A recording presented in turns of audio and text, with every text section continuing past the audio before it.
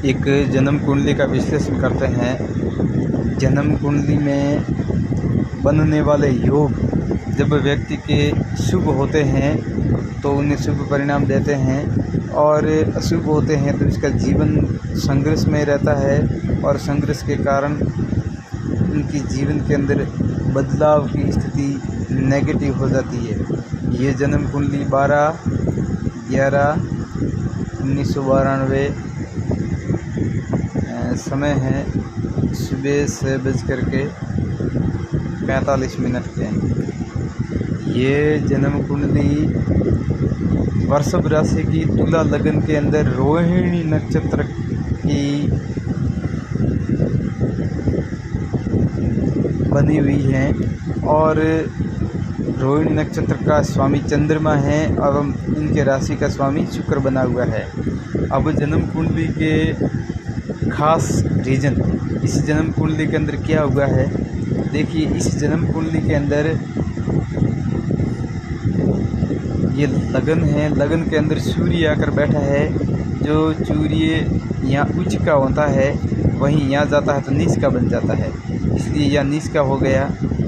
और फिर जन्म कुंडली के अंदर दूसरा भाव परिवार का होता है। परिवार के अंदर बुध और राहु और केतु वक्री होते हैं। यहाँ पर बुध भी वक्री हो गया।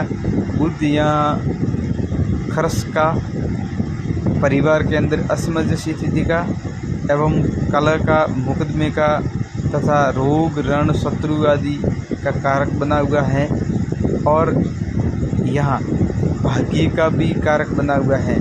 लेकिन भाग्य के कारक बनने के कारण बुध वक्री हो गया, और वक्री होते हुए राहु के साथ में हो गया। अब इनकी राशि वृषभ आ रही है। वृषभ राशि का स्वामी शुक्र है। शुक्र यहाँ शत्रु राशि के अंदर बैठ गया है। यहाँ धनु राशि का स्वामी यहाँ शत्रु राशि में चला गया है।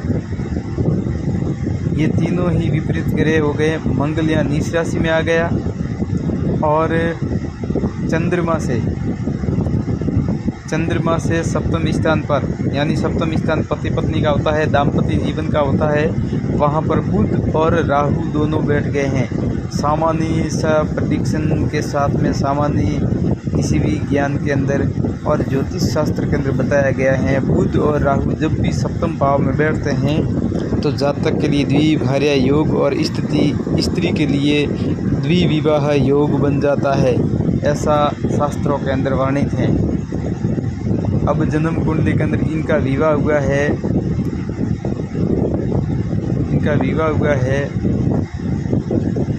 2018 में।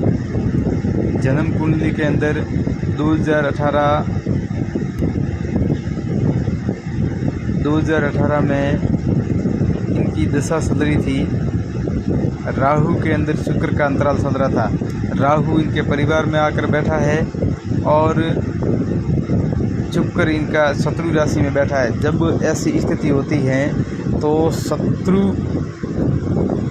बनकर के शुक्र शत्रु की राशि में जाकर बैठना, और लगन का स्वामी जब स्वयं शत्रु की राशि में जाकर बैठता है तृतीय स्थान पर, और वापस राहु और शनि दोनों से वो दीर्घवश होने के कारण शनि की प्रकृति थोड़ी आक्रामक होती है।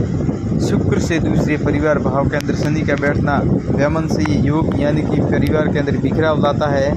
वहीं चंद्रमा अष्टम भाव में बैठने से, केतु के साथ में बैठने से यहाँ गरण योग लगा दिया, और यहाँ से सप्तम भाव के अंदर ये बैठने से राहु की प्रकृति और केतु चंद्रमा पर दबाव देने से यहाँ पर इनके वैवाहिक संबंध अच्छे नहीं रहने के योग बता रहे हैं। और हुआ ऐसा ही। ठीक इसके पंचम स्थान में शनि की राशि है।